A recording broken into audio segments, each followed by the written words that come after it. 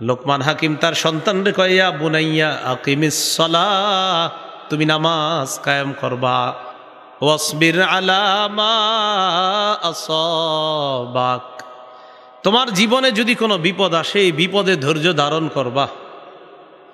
এই উপদেশগুলা বাবা তার সন্তানকে দিলেন। এরপর লোকমান হাকিম তার সন্তানকে উপদেশ দেয়, ওয়ালা তুসাইর খাদ্দাকা লিন্নাস, তুমি মানুষকে অহংকার বশত অবজ্ঞা করবা না। অহংকার বশত অবজ্ঞা করবা না কাউরে। এই আপনি কি, আপনারা চিনি না, জান এখান থেকে, এটা অহংকার বশত অবজ্ঞা। কাউকে তুমি অহংকার বশত অবজ্ঞা করবা না। ওয়ালা তামশি ফিল আরদি মারহা, জমিনের মধ্যে তুমি দম্ভ ভরে চলবা না। তুমি জমিনের মধ্যে গর্ব করে চলবা না। এক, তুমি অহংকার বশত অবজ্ঞা করবা না, আর জমিনে তুমি দম্ভ ভরে চলবা না। সহিহ বুখারীর বর্ণনা, কেউ আসলে সাহাবায়ে কেরামরে জিজ্ঞাসা করতো, আচ্ছা আচ্ছা তোমাদের মাঝে মুহাম্মদকে, এভাবে জিজ্ঞাসা করতো, অথচ নবী তাদের মাঝেই বসা। সাহাবারা বলতে হতো, ওই যে তিনি হলেন মুহাম্মদ সাল্লাল্লাহু আলাইহি সাল্লাম। নবী সাহাবীদের সাথে বসলেও একজন আয়েশা বুঝতো না এখানে নবীকে আর সাহাবীকে। ইসলাম শিক্ষা দেয় কি, আমরা করি কি? হায় হায় রে। আল্লাহ বলেন, ওয়ালা তামশি ফিল আরদি মারহা, দম্ভ ভরে তুমি জমিনে চলবা না। এরপর আল্লাহ পাক রব্বুল আলামিন বলেন, ইন্নাল্লাহা লা ইউহিব্বু কুল্লা মুখতালিন ফখুর, আল্লাহ প্রত্যেক দাম্ভিক অহংকারীকে পছন্দ করেন না। প্রত্যেক দাম্ভিক অহংকারীকে আল্লাহ পছন্দ করেন না।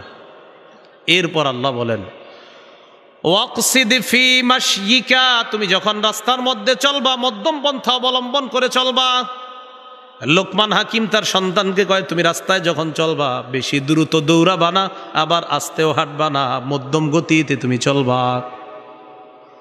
মধ্যম গতিতে চলবা, এমন ভাবে চলবা যেন তোমারে দেখলে অহংকারী মনে না হয়।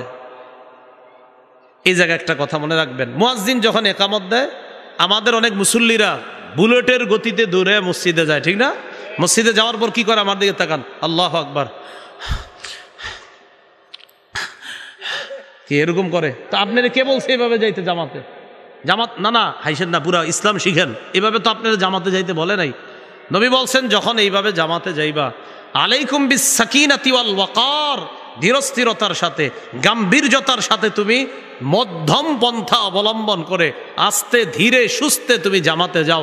যতটুকু জামাত পাও ততটুকু পড়ো, যতটুকু না পাইবা সালাম ফিরানোর পর বাকিটা তুমি একা আদায় করো। ইসলাম তো আপনাকে বলছে এটা। এরপর আরেকটা ভুল কি করে দেখেন, দ্রুত দৌড়ে এই মসজিদটাই ধরেন, মনে করেন দ্রুত দৌড়ে আসছে, আইসা আপনার ওই যে সামনে কাদা কুদা দিয়া পাড়ায়া পুরায় আইস। আসার পর সে কি করছে, মসজিদের সামনে 14 জনের জুতা আছে, এই সবগুলা জুতা হের জুতার কাদা দিয়া ভরায়া মসজিদে গিয়া দাঁড়ায়া আল্লাহরে খুশি করছে। বুঝলাম আল্লাহরে খুশি করছেন। কিছু ভুল হয়ে থাকলেও আল্লাহর কাছে মাপ চাইলে আল্লাহর হক আল্লাহ মাফ করে দেয়। কিন্তু 14 জনের জুতা যে নষ্ট করলেন, এই যেই বান্দাদের মনে আঘাত করলেন, তারা যদি জুতা দেখা মনে কষ্ট পায়, তারা মাফ না করলে আপনি মাফ পাবেন না। কাজটা করলেন কি আপনি? একটা বিষয়। আরেকটা, আমরা যখন মঞ্চে আসি, এই যে আমি বা আমরা আলেম ওলামা, তখন দেখবেন এই জায়গায় অনেকের জুতা থাকে। তো আলোচকরে কি করে, আলোচকের জুতাটা নেওয়ার জন্য আরো 5-6 জন অন্য মানুষগুলার জুতা সব পাড়ায়া হজরতের জুতাটা নেয়। বুঝলাম যে আমি হজরতের জুতা নিয়ে আমাকে খুশি করলেন, আর 15 জনের জুতা পাড়াইলেন, এরা কি আল্লাহর বান্দা না? কি শিখলেন? ইসলাম তো আপনাকে এটা শিখায় না। আল্লাহ আমাদেরকে বুঝার তৌফিক দান করেন। তো আল্লাহর পাক রব্বুল আলামিন লোকমান হাকিমের মাধ্যমে তার সন্তানকে যে উপদেশটা, এই কথাটা আল্লাহ কোরআনে এনে বলেন, ওয়াকসিদ ফি মাশয়িকা, তুমি যখন চলবা মধ্যম গতিতে চলবা। সন্তানদেরকে এগুলো শিখাইবেন, আব্বু মসজিদে যখন যাবা কারো জুতার উপরে তোমার জুতা রাখবা না, তোমার জুতাটা তুমি আলাদা রাখবা, তোমার জুতার ময়লা দিয়ে আরেক মুসলমানের জুতা তুমি ময়লা করবা না। এগুলা সন্তানদেরকে ধরে ধরে আপনি শিখাইয়া দেন। এরপর লোকমান হাকিম তার সন্তানকে বলে, ওয়াগদুদ মিন সাউতিক, তুমি তোমার আওয়াজটা নিচু করবা, আওয়াজটা নিম্নমুখী করবা, আওয়াজ নিচু করবা, আওয়াজটা বেশি উঁচু করবা না, এত জোরে কথা না বলা, যে মানুষ কিচ্ছু বুঝে না, এত আস্তে না বলা এটাও বুঝে না, বেশি জোরে বিরক্তিকর, বেশি আস্তে বোঝা যায় না, মিডিয়াম গতিতে তুমি কথা বলবা। আমাদের কথা শুনলে তো অনেক মানুষ মনে করে আরে হে কি এরকম চিল্লাইতেছে খালি, অথচ নবীজির কথা শুই না, শুধু দাওয়াতও দেয় নাই, শুধু কথার ভঙ্গি দেখা মুসলমান হয়ে গেছে। লোকমান হাকিম তার সন্তানরে কয় ওয়াকসিদ ফি মাশয়িকা ওয়াগদুদ মিন সাউতিক, তুমি মধ্যম গতিতে হাঁটবা, বেশি জোরে না, আস্তে না, আওয়াজ নিচু করে কথা বলবা, এত নিচু যে মানুষ বুঝে না, আবার এত জোরেও না শুনতে বিরক্তিকর, বরং এমনভাবে যেটা শুনতে সাবলীল সুন্দর মনে হয়, এইভাবে তুমি কথা বলবা। আল্লাহ আমাদের সকলকে, সন্তানদেরকে এই উপদেশগুলা যেন আমরাও দিতে পারি, আল্লাহ তৌফিক দান করেন। একজন বাবা তার সন্তানকে ইসলাম পালন করতে বলবে, বলেন জোরে, কি পালন করতে বলবে? ইসলাম। সূরা বাকারা 131 132 নম্বর আয়াত, আল্লাহ বলেন ইয ক্বালা লাহু রাব্বুহু আসলিম ক্বালা আসলামতু লিরাব্বিল আলামিন। ইব্রাহিম নবীর রব যখন বললেন আপনি আত্মসমর্পণ করেন, ইব্রাহিম নবী বললেন আসলামতু লিরাব্বিল আলামিন, আমি বিশ্বজগতের রবের সামনে আত্মসমর্পণ করলাম।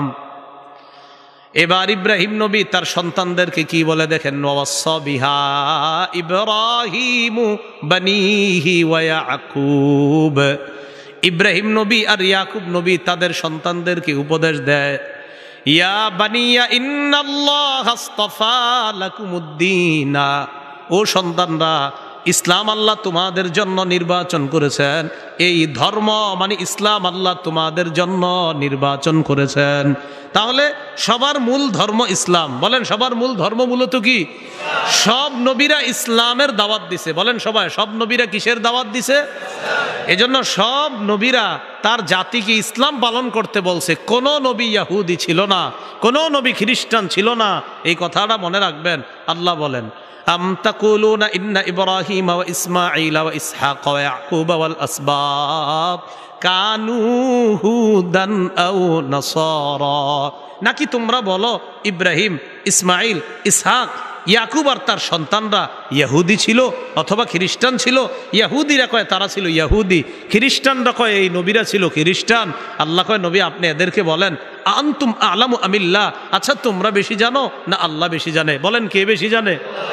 তো আল্লাহ বলতেছে এরা কি বলে, এরা আমার নবীদেরকে বলে ইহুদি, কেউ আমার নবীদেরকে বলে খ্রিস্টান। আল্লাহ বলে না, আমার সব নবীদের ধর্ম ইসলাম। বলেন সব নবীদের ধর্ম ইসলাম। এটা দলিল হাদিসও আছে, সহিহ বুখারীর বর্ণনা 3443 নম্বর হাদিসের বর্ণনা। ক্বালা রাসূলুল্লাহ সাল্লাল্লাহু আলাইহি ওয়াসাল্লাম, আল্লাহ নবী বলেন আনা আউলান নাস বিঈসা ইবনে মারইয়াম ফিদ দুনিয়া ওয়াল আখিরা, দুনিয়া আখিরাতে ঈসা নবীর সবচাইতে কাছের মানুষ আমি। নবী বলেন দুনিয়া আখিরাতে ঈসার সবচেয়ে ঘনিষ্ঠ আমি। এবার নবীজি বলেন আল আম্বিয়া ও ইখওয়াতুন লিআল্লাত, সব নবীরা বৈমাত্রীয় ভাই, সব নবীরা বৈমাত্রীয় ভাই, মা ছাড়া ভাই। এবার মা ছাড়া ভাই মানে কি? নবীজি বলেন উম্মাহাতুহুম শাত্তা, সব নবীদের মা আলাদা, ওয়া দীনুহুম ওয়াহিদ, সব নবীদের ধর্ম একটা, ইসলাম। বলেন সব নবীদের ধর্ম কি? তো বাবা ইব্রাহিম নিজে ইসলাম পালন করছে, সন্তানদেরকে কি পালন করতে বলছে? এই জন্য সাবধান, কোনো নবীরই ইহুদি বলা যাবে না, কোনো নবীকে খ্রিস্টান বলা যাবে না। আল্লাহ আমাদের সকলকে কথাগুলা বুঝার তৌফিক দান করেন। সন্তানকে আস্তে আস্তে যখন বড় করবেন, ও যখন দুনিয়াতে আসবে, আসার পর আপনার করণীয় কি? এই ওরে যখন এই কথাগুলো আপনি বলবেন, শিরিক করবা না, নামাজ পড়বা, এইগুলা বলার আগ পর্যন্ত ওরে আপনি একটা পরিবেশ দিয়ে বড় করতে হবে, তাহলে ও আপনার কথাগুলা সহজে গ্রহণ করবে। খুব মনোযোগ দেন, সহজে গ্রহণ করবে কখন? ওরে যখন একটা সুন্দর পরিবেশে বড় করবেন। যেদিন ও জন্ম নিবে ওর কানে আজান দেওয়া, বলেন কি করা? ও জন্মের আগে একটা করণীয়, সেটা হলো হাসবো না, কেউ হাসবো না। সহিহ বুখারীর বর্ণনা 6388 নম্বর হাদিসের বর্ণনা, হাদিসের অনুবাদে আমরা কেউ হাসবো না।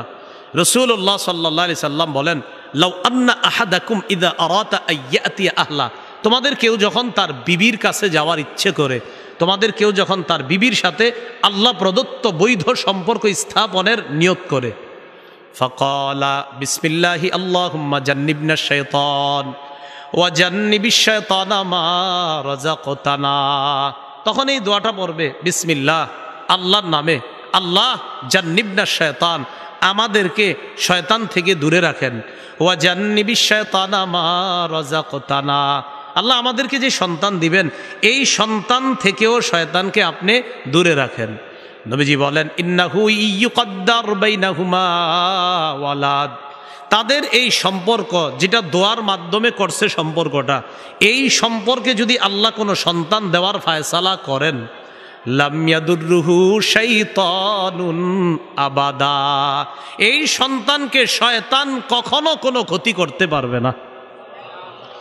তাহলে জন্মের আগে এই আমলের মাধ্যমে একটা সন্তান যেন দুনিয়াতে আসে।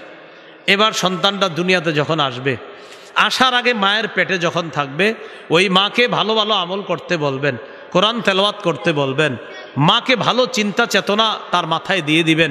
রসুল সাল্লাল্লাহু আলাইহি সাল্লামের মাথা থেকে পা পর্যন্ত যে বর্ণনাগুলো আছে, এই বর্ণনাগুলো ওই মায়ের সামনে রাখার চেষ্টা করবেন। শামাইলে তিরমিজি নামে একটা কিতাব আছে, কি নাম? শামাইলে তিরমিজি, এটার বাংলা বের হয়েছে। এটার বর্ণনার বিষয় হলো নবীর মাথা থেকে পা পর্যন্ত দেখতে কেমন, চুল মোবারক কেমন, চোখ কেমন, কান কেমন, নাক কেমন, সব এখানে আছে। যেমন সহিহ বুখারীর একটা বর্ণনা আছে, 3547 নম্বর হাদিস। হযরত আনাস বলেন, কানা রাসূলুল্লাহি সাল্লাল্লাহু আলাইহি ওয়াসাল্লাম রাবআতাম মিনাল কওম, নবীজি মাঝারি গড়নের ছিলেন। লাইসা বিত্তাবিল, বেশি লম্বা ছিলেন না, ওয়ালা বিল কাসির, বেশি খাটো ছিলেন না, মাঝারি ধরনের ছিলেন। এরপর হযরত আনাস বলেন, লাইসা বি আদামা ওয়ালা বি আবিয়াদ আমহাকা, লাইসা বি আবিয়াদ আমহাকা ওয়ালা বি আদামা, নবীজি ধবধবে সাদা ছিলেন না, আবার একবারে তমাট মাটির কালারের ছিলেন না। আজহারুল লাউন, লাল লাল ভাব গোলাপি রঙের ছিলেন। কি রঙের? তো গর্ভবতী ওই যে নারী আছে, তাদের সামনে এই বর্ণনাগুলা দিয়ে বলবেন, এগুলা পড়ো, ভারতের অমুক তমুককে কল্পনা না করে এগুলা কল্পনায় আনো। কি কথা বুঝে আসছে? তো এটা যখন পেটে সন্তান থাকবে, তখন ওই মায়ের কাছে এই বর্ণনাগুলা দেওয়া।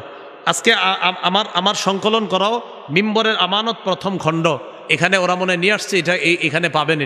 এটার মধ্যেও মাথা থেকে পা পর্যন্ত প্রথম খণ্ডের পুরা বর্ণনাগুলো থাকলে, যদি ওদের কাছে থেকে থাকে, মিম্বরের আমানত প্রথম খণ্ড একদম মাথা থেকে পা পর্যন্ত, নাক কেমন, চোখ কেমন, এগুলা কেমন, এই বর্ণনাগুলা এখানে দেওয়া আছে। পাশাপাশি সন্তানের অধিকারগুলাও এখানে স্পষ্টভাবে লেখা আছে।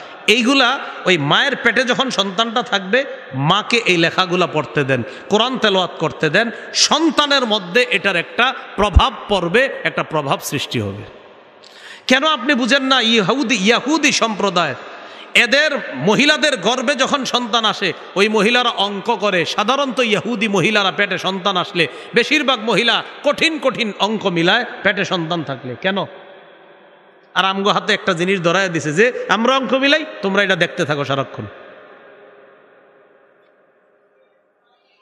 এবার সন্তান দুনিয়াতে আসার পর তার কানে আজান দেওয়া। বলেন কি করা?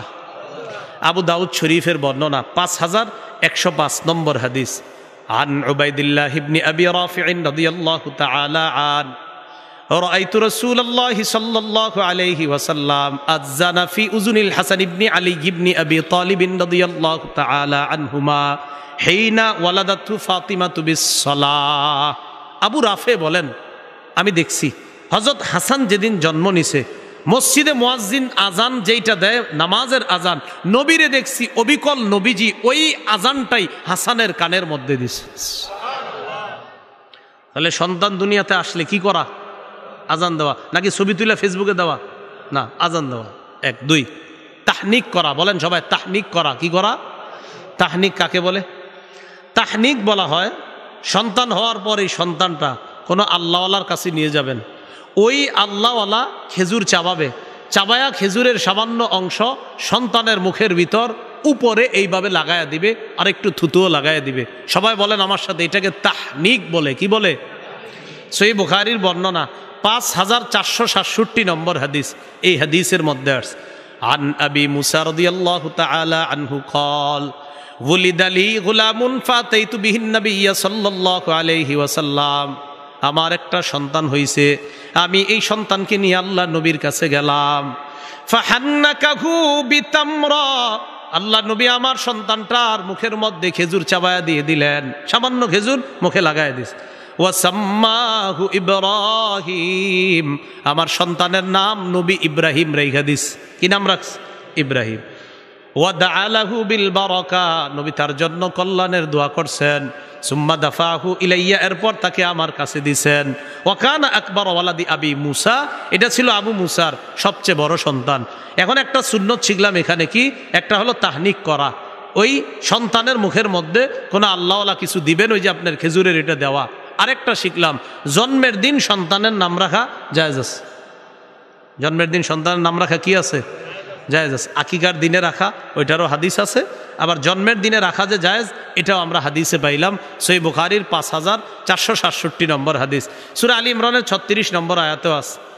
ঈসা নবীর আম্মা মারিয়াম যেদিন জন্ম নিস, ঈসা নবীর নানি তার নাম রাখছে ইন্নী সাম্মাইতুহা মারিয়াম, আমি আমার কন্যার নাম রাখছি মারিয়াম। তাহলে জন্মের দিন সন্তানের নাম রাখা বৈধ, জায়েজ। এটা কোরআনেও আছে, হাদিসেও আছে। মনে থাকবেনি সবার কথাটা? আচ্ছা, এখন এইখান থেকে আরেকটা শিখছি, সন্তান হুজুরের কাছে নিছে না হুজুরের বাসায় আনছে? কোনটা কন? কারে নিছে? হুজুরের কাছে নিছে। তো আপনারা যদি কন ইমাম সাহেব রেগে হুজুর আসেন, হুজুর যে বলে আমার একটু কাজ আছে, তো ঠিক আছে তাহলে চাকরি ছেড়ে চলে যান। কি কথা বুঝে আসছিনি? তাহলে হুজুরে আনবেন না নিয়ে যাবেন? নিয়ে যাবেন। এটা কিন্তু আপনি বললেন না গিয়া যে হুজুর আপনি আমার বাসায় যাবেন না, তো এই মসজিদে থাকার দরকার নাই, আপনি চলে যান। হাদিস আপনারই শিখাইল কি, আর আপনি করেন কি? আপনি সন্তান নিয়ে যাবেন, হুজুরে আনবেন না। এ হলো আপনার 2 নাম্বার কথা। 3 নাম্বার, নতুন সন্তানরে দেখে অন্যরা দোয়া করা। বলেন কি করা? আবু দাউদ শরীফের বর্ণনা 5106 নম্বর হাদিস। আম্মা জান আয়েশা সিদ্দিকা রাদিয়াল্লাহু তাআলা আনহার বর্ণনা, কানা রাসূলুল্লাহ সাল্লাল্লাহু আলাইহি ওয়াসাল্লাম ইউতা বিসবিয়ান ওয়া কানা ইয়াদউ লাহুম বিল বারাকা, নবীজির কাছে শিশুদেরকে আনা হতো, নবী তাদের জন্য বরকতের দোয়া করতেন। বলেন সবাই, কোনো শিশুরে কোলে নিয়ে আমরা কি করব? তার জন্য বরকতের দোয়া, নাকি ছবি তুলব? কি করব? বরকতের দোয়া করব। আল্লাহ আমাদেরকে এই সুন্নাহগুলা পালন করার তৌফিক দান করেন। 4, শিশু সন্তানের কান্নাকে গুরুত্ব দেওয়া। ও যদি কান্না করে, ওর কান্নাটা গুরুত্ব দিবেন। আল্লাহু আকবার। নামাজে দাঁড়াইছে মা, দাঁড়ানোর পর একটা সূরা নিছে, বড় সূরা, কথার কথা আপনার ওয়াদ-দুহা ওয়াল-লাইলি ইযা সাজা মা ওয়াদ্দাআকা রাব্বুকা ওয়া মা ক্বালা, এটা কিন্তু ওই কুল হুয়াল্লাহ ফালাক নাসের চেয়ে তুলনামূলক একটু বড়। তো মা নিয়ত করছে বড় সূরাটা পড়বে, ইতিমধ্যে বাচ্চা চিৎকার দিয়ে উঠছে। তখন মায়ের কর্তব্য এই ছোট 3 আয়াত দিয়ে প্রথম রাকাত শেষ করা, দ্বিতীয় রাকাতে আবার ছোট 3 আয়াত অথবা বড় 1 আয়াত পইরা দ্বিতীয় রাকাত পইরা, এরপরে নামাজ যত রাকাত হয় 3 রাকাত ওয়ালা হলে 3 রাকাত, 4 রাকাত হলে 4 রাকাত নামাজ শেষ করে বাচ্চার কান্না তাড়াতাড়ি থামানো। এটা বাচ্চা এই অধিকার আপনার কাছে পাও না।